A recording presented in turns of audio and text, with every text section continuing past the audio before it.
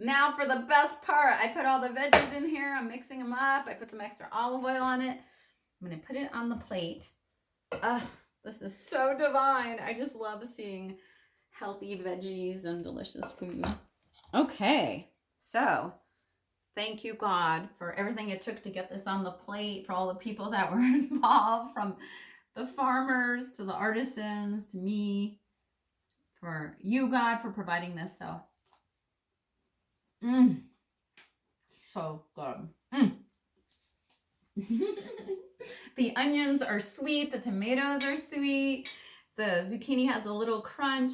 The gluten-free pasta is divine, made from rice. So I'm asking you to come up with something that you love to eat and eat healthy. Let food be your medicine. Let it be sustenance. And this is Cynthia the Donut, your well-being advocate, providing great recipes for you. Check out my website at cynthiathedonut.com.